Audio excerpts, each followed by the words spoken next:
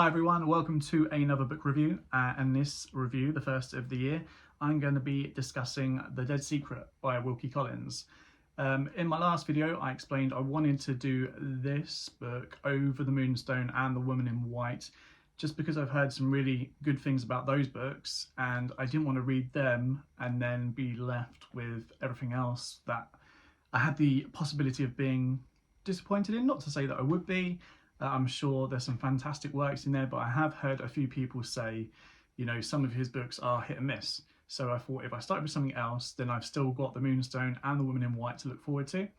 So The Dead Secret is a story about mistaken identity, really, and about love and truth, I suppose, and how love and truth can conquer all, I suppose, is my sort of general take from it. It also covers topics such as disability. I am aware Wilkie Collins does like to not play with disability, but use it in a lot of his works. In this book we have Lenny, or Leonard, who is blind, but not blind since birth, who has become blind through his lifetime. They say through his work he was, I think, something to do with pocket watches or like a watch, either a watchmaker or a watch mender, and he went progressively blind and then ended up being totally blind. In The Dead Secret he's, I wouldn't say a little bit helpless as such, but you do get a lot of, with him asking for his wife Rosamund to be his eyes, or you get Rosamund herself to say, "Let me be your eyes." And a few times where Rosamund, the wife, says, you know, "Oh, my poor blind husband," which sounds like it's quite a contradiction to another one of Wilkie Collins' books. Now, I haven't read it, but Poor Miss Finch, I have seen some of the reviews on that, where there is a blind character in that. But in that particular book, it sounds like the blind character is quite a strong character, and doesn't need people to do stuff for her as much. So it's quite interesting to read how Wilkie Collins deals with that in this book. Also touches on, I would say, mental health as well, in the character of Sarah Leeson. From how it's written, it does sound like she is suffering, both physically and mentally, but definitely mentally with the secret that she's keeping.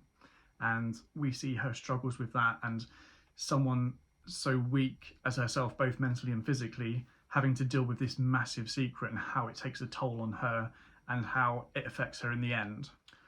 So The Dead Secret is, I enjoyed it for the most part. I wouldn't say it's 5 out of 5. I think I'd struggle to say 4 out of 5. So I'd probably have to give it 3.5 stars out of 5. And that's only because, like, while I did enjoy the story, it was slow in parts, and that is kind of cemented by some of the reviews it got at the time it was released.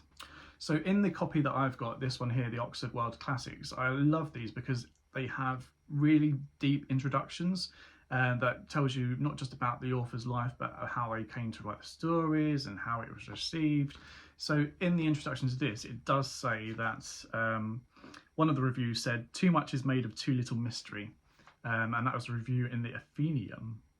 And also in the Saturday Review, said that there was too much emphasis on unearthing the secret. Nearly 100 pages are spent managing its discovery. And I have to agree with that slightly. There are certain parts where it just felt like it was going on and on. You're just like, come on. Like, especially when they're trying to discover the secret, you're just like, come on, get on with it. But that was only a couple of times in the book I felt like that. So there were parts where I was reading chapter after chapter and I was really enjoying it. And then I got to certain parts where I wouldn't even finish a chapter. I could just finish where I was, put it down, go and do something else, come back, maybe even the next day, pick it up again. And then it kept, you know, it built up again. And then we had the lull where they were trying to discover this secret where it's just like, oh, come on now. I suppose my other gripe for me, and this is my personal issue, I'll say issue, but it's something I did anyway, and that was to read the blurb on the back. If you want to read this book, I would suggest don't do that, because it does tell you what the secret is, really, in no real, I'm just trying to, so I mean, it doesn't say this is the secret, but it kind of says what the story is about, and that gives away the secret. So if you want to read The Dead Secret, don't read the blurb, because you will already have in mind what the secret is, and that kind of spoiled a little bit of the suspense for me. So yeah, if I could do it over again, I wouldn't read the back, but now I know what the secret is, but I'm not going to tell you. So if you want to find out, either read the back of the book or read the book. So it's no secret that Wilkie Collins and Charles Dickens were quite friendly. I think they met sort of after 1850, and you can almost sense a little influence from Dickens in Collins' work, especially his earlier works. And The Dead Secret is kind of termed, I think in the introduction they term it as his last apprentice novel, and so that's the last novel before The Woman in White came out, which succeeded this book. So you've got a character like Uncle Joseph, who is quite eccentric, shall we say, reminiscent of many a Dickens character. And we've also got the character of Andrew Treverton, who's a bit miserly and, you know, misogynistic, representative of quite a few Dickens characters. Scrooge comes to mind. So that's quite evident in the works, but it doesn't make it any less enjoyable, for me anyway. So The Dead Secret itself is about this secret. We start the beginning of the book in Cornwall, Porthgenna Tower. I believe it's a fictional place, based on, so Wilkie Collins did some sort of travelling around Cornwall. I think he wrote about it as well. So they believe it's based on certain places he visited, but it is a fictional place. And we start with Mrs. Treverton, who is on her deathbed, really, and she wants her maid to come to see her. And we get this sort of narrative where Mrs. Treverton is telling the servant, Sarah Leeson, her maid, her chief maid that she's had for years, to write a letter to her husband. First of all, we get the maid coming in saying, you haven't told him, you haven't told him. She's like panicking. And the wife's like, no. Mrs. Treverton's like, I wanted to tell him, but I just failed at the last moment. But I need to tell him before I die. So I'm going to write a letter. She tries to write a letter. She's not that strong. So she gets the maid to write this letter detailing what the secret is. And then she makes her promise that she's going to give that to her husband. And she promises, but then Mrs. Treverton's like, I don't believe you. Get the Bible, you're going to take an oath. So she makes her take an oath. Firstly, that she won't destroy the letter. Secondly, that she won't remove the letter from the house if she ever leaves. And the third oath that she wants her to take is that she'll give it to her husband, but unfortunately she dies before she can make this oath. So then we've got the essay. Sarah Leeson is the character that struggles with her mental health. And it starts from before this. You know, it's I'm trying not to spoil it, but it starts years before this happens. So she's already struggling with her mental health. The other servants in the house think she's strange. None of the other servants really like her. Mrs. Treverton loved her, but the other servants didn't really like her. She talked to herself. She was a bit odd. So then we see her sort of puzzling herself through the night, walking around the house, the gardens. What shall she do? You know, she's like, well, I've made a promise. Does that mean I'm not going to go to heaven if I break this promise? And she's like, no, well, actually, I may have made a promise, but I didn't break the oath. I only made the oath I wouldn't destroy the letter and I wouldn't take it out of the house. I never made the oath that I would give it to him. So she then decides that she's going to hide the letter in the house. It's described as a mansion in the book, and there's the north part of the towers where no one goes. It hasn't been used for like 50, 60 years. It's falling into a state of disrepair. So she decides she's going to find one of these rooms and hide it in there. And she does. And then she writes another letter to her master to say she's had to leave. She was told a secret, she couldn't tell him, and she's gone. They try searching for her, but they can't find her. And that's that. We then fast forward 15 years. I should have mentioned as well, at the time, Mr. and Mrs. Treverton had a 5-year-old daughter, Rosamond. And then we fast forward 15 years and we see Rosamond getting married to her childhood sweetheart, Lenny, or Leonard. And that is in a different part of the country. So once Mrs. Treverton died, Captain Treverton moved him and Rosamond up somewhere else, away from Cornwall, away from Porthgenna Tower, because of the memories it instoked. And then, yeah, we see Rosamond and Lenny Frankland. So Rosamond becomes Rosamond Frankland, Mr. and Mrs. Frankland.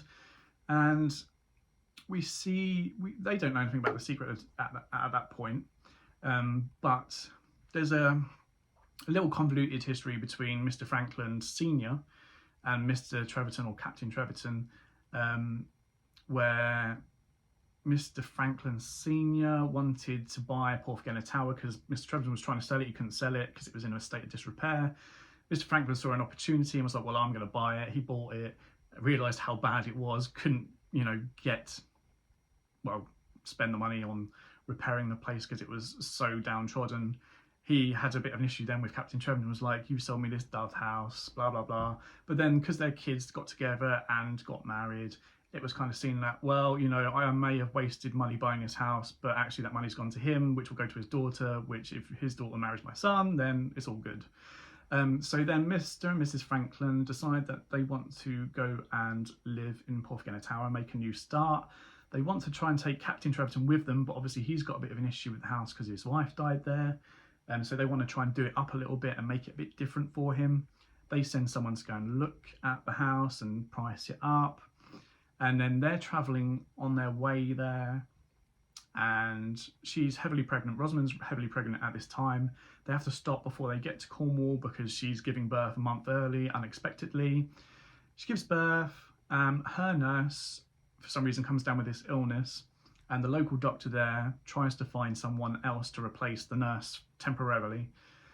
He goes looking around his other patients, and he's seeing the child of this woman in the village, and he goes to her and says, do you know anyone who may be suitable to take over? She's like, no, I don't know, but my maid might know. And she calls her maid. She's like, do you know anyone? She's like, no, but I'll do it. And automatically at that point, there's a bit of mystery surrounding this Mrs. Jazeph. It's spelled Jazaph. So I just keep on saying Joseph, but it's Jazeph or something like that. Anyway, she's already got an air of mystery, and we already see she's a bit odd, and it's detailed that a lot of the other servants don't actually like her, but the mistress likes her, and that sounds familiar. Anyway, so this Mrs. Jazeph goes to help Rosamund, and she's a bit odd with her when she gets there, and she starts to creep Rosamund out a little bit. And when Rosamund details that they're going to go to Porthgenna Tower and have a look around and try and do it up, Mrs. Jazeph freaks out a little bit and tells her, be wary of the myrtle room. And then Rosamund's like, what the hell? And then she freaks out, totally freaks out, gets her husband in. Her husband's like, what the hell is going on? He sends her away. And then Rosamund's like, a bit sort of like, oh, maybe I shouldn't have sent her away, but why would she know about this? Anyway, we then see Mrs. Jazeph go and see her uncle Joseph, who is the eccentric character. He is of German descent, so his sort of speech is very emphasised by Collins as a German speaker. Well, originally a German speaker, obviously speaking in English. But yeah, he's got this little Mozart music box that he likes to tell everyone about, and he likes to play. Very eccentric, quite a funny character. I quite enjoyed him. So Mrs. Jazeph goes to see Uncle Joseph, tells her that she needs him to help her. She needs to go back to Porthgenna Tower. We realise at that point this is Sarah Leeson, it's Sarah Jazeph now, but it was Sarah Leeson. And she needs to go back to Porthgenna Tower and re-hide this letter because she's told Rosamund about the myrtle room. So now Rosamund's going to be inquisitive about the myrtle room, and she's going to go looking. And then, yeah, we see Uncle Joseph and Sarah go back to Porthgenna Tower. We see how that turns out that she doesn't manage to get to the myrtle room, and she doesn't manage to re-hide the letter. We then see Rosamund and Lenny go to Porthgenna Tower with their child, and we see the secret being found, and we see the aftermath of that. As I said, at the end, it's about love and truth because, there's very much class is evident in this book. And actually, a funny thing about the character, so Rosamund comes across as the loving, caring sort of character, very strong-willed heroine type of character. Lenny is a bit more sort of stuck in his ways. He's, kind and generous, but he's stuck in his ways. There's bits where he reminds his wife, Rosamund, not to be too familiar with the servants. But at the beginning of the book, after they're married, they're on almost like a honeymoon. They're renting this house, or renting a room in a house, shall we say, by the seaside. and we see a switch of characters almost, where there's a little girl who lives in the house, and she's come to bring them a letter, and we see Rosamund go off in this flying rage, calling her some sort of creature and like shouting at her, making her cry, and Lenny being the kind sort of, oh, calm down, dear, don't, going a bit too much. But then they switch back and she's like, oh, okay, fine, I'll apologise. And she's like being over familiar with the little girl, and she's like, oh, I'm really sorry. And she goes to shake her hand, and then Lenny's like, hang on, did I see you shake her hand? A bit too familiar there with the, know your station, which is quite interesting. And we see Lenny say that quite a bit, and it's quite important for the end of the story, because we have to see how he deals with a certain issue regarding class and knowing your station as such, and will he still feel that after the secret is found out. And I probably try not to give too much away, but yeah, it's an interesting read. We see the aftermath of the secret, the toll it takes on Sarah Leeson and her mental health and physical health, and yeah, it's okay. I don't know, actually, I did like the ending. I thought the ending was going to go slightly one way in terms of where Andrew Treverton is concerned, and I thought, oh god, Collins, why you done that? But then it switches last minute. I'm like, okay, yeah, I'm happy with that. But overall, I did enjoy it. As I say, it's not quite the 4 stars out of 5 for me. It's just under that, but I have got hopes now for The Woman in White and The Moonstone, considering if they're considered his best works, and I quite enjoyed this, I feel like I will enjoy that. But that is what I thought of The Dead Secret, as much as I can remember to say anyway. If you've read it, let me know what you think. So next up, so basically I finished this on Thursday. We're now on Monday. This is my first day off since I finished this. And I couldn't go without reading until I did the video, so I decided to pick up Wuthering Heights. I know that wasn't what I said I was going to read first in my last video, but because I'm going to Haworth at the beginning of February, I wanted to read at least one Bronte book by each of the Brontes. I've already done Jane Eyre, so I thought if I do Wuthering Heights, and then I'd try and fit in maybe Agnes Grey, then I've read at least a book by each of the Brontes before I go. And yeah, we're Monday already. I started it on Friday and I've already finished Wuthering Heights. It was so gripping. Like, I thought it was going to be just a story like, some gushing love story, and it's really not. But enough of that, I'll talk about that in the next video. But yeah, I've already finished Wuthering Heights. I'm probably going to have to record a reaction to that now. So I'll probably be wearing the same stuff, although I'm going to save it. So I probably will do the Wuthering Heights and Agnes Grey video in one sort of like bumper edition, and maybe then include bits of my visit to Haworth at the end of it as well. So it'd be like a Bronte bumper edition. But that's what I'm planning to do. So in the meantime, if I finish Agnes Grey before I go to Haworth, I then might read some of the short ghost stories as well and do a part 2 to that. But that is that. Thanks for watching. I hope you enjoyed. As again, if you've got any comments, please leave them below. Until next time, thanks.